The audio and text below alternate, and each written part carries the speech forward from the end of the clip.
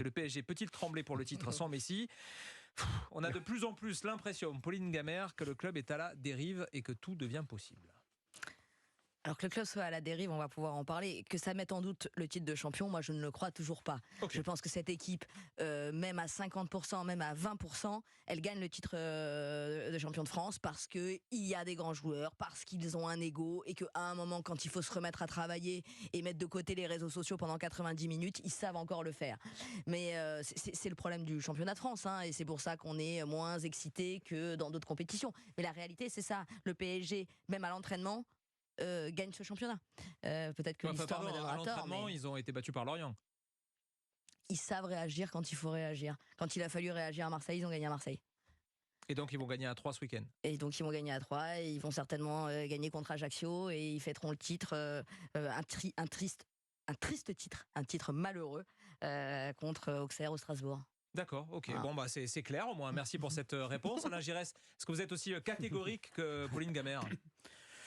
Sur le titre, ouais, je le pense aussi. Je pense que ça sera suffisant, qu'ils ont encore une petite marge de manœuvre. Je pense qu'elle va diminuer avec l'absence de Messi, mais malgré tout, je crois que ça va passer. Maintenant, je n'ai pas toujours la même appréciation sur la dénomination de grands joueurs, parce que pour le Paris Saint-Germain, je pense qu'il y a des grands joueurs qui n'ont pas apporté ce que l'on doit attendre de ces joueurs-là, de dimension mondiale. Après, je pense qu'il y a un gros décalage avec le reste de l'effectif qui fait que c'est pour ça qu'il y a aussi ces soubresauts et que cette équipe-là, elle a du mal à maintenir un certain niveau. Donc ça suffit pour le championnat de France. On les attendait évidemment au niveau européen. Donc ça va le faire. Mais voilà, je m'associe à ça sera un triste titre si pour le Paris Saint-Germain, on se réfugie derrière ce titre pour qualifier sa saison. Et puis quand vous évoquez tout ce que vous venez d'évoquer pour les à côté encore, je crois qu'on n'a pas fini et ça sera un feuilleton jusqu'à la fin de saison. Comment cela va se terminer et quels seront le futur du Paris Saint-Germain? Difficile à dire, vraiment, mais c'est quelquefois c'est pathétique. Ouais, on rappelle Alain Giresse que vous avez vous aussi entraîner ce club, que vous avez un lien avec le Paris Saint-Germain. C'est un autre club, hein, quasiment. Jérôme Papin, Neymar, donc aujourd'hui Neymar qui avait été visité par une centaine de pseudo-supporters.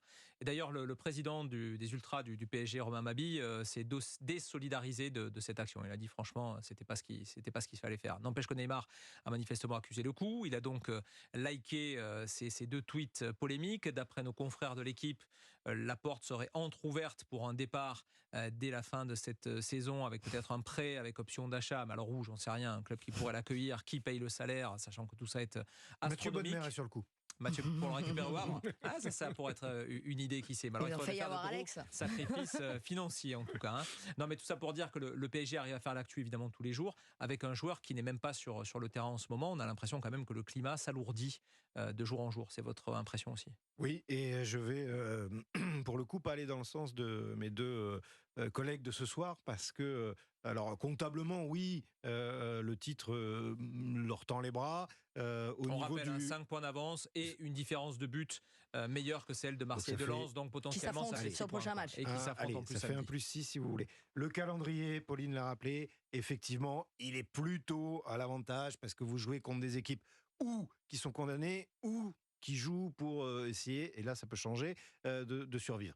Néanmoins, tout ce qui se passe actuellement hors du terrain, et donc en coulisses, vont à un moment donné et laissent à un moment donné des traces. Et je vais resituer une phrase de Donnarumma, qui lui est venu en soutien de Christophe Galtier, après le match contre Lorient, en disant, c'est pas le coach, c'est nous qui sommes responsables, nous devons notre part de responsabilité à cette défaite. Bon. Donc ça veut dire que vous avez un vestiaire qui est complètement divisé, alors même pas divisé, là, c'est carrément éclaté. Je pense, éclaté, il n'existe plus. Non, mais il n'y a plus de vestiaire. Alors après, effectivement, là où Alain et Pauline, je peux vous rejoindre là-dessus, c'est que j'allais dire, l'ego d'un joueur, des joueurs de ce niveau-là, ça peut peut-être suffire pour le faire. Mais il y a un problème. C'est que cette équipe n'est plus une équipe, n'a jamais été une équipe. Ce club n'a jamais été une institution, ne sera jamais une institution. On ne saura jamais ça. Ne sera jamais. En l'état, ne sera pas. Et ça, si vous n'avez pas ces deux éléments, et que en plus vous avez vos supporters qui se divisent, puisque vous venez de le rappeler à l'instant même avec l'exemple, vous arrivez quand même avec un bus où c'est une poudrière l'histoire.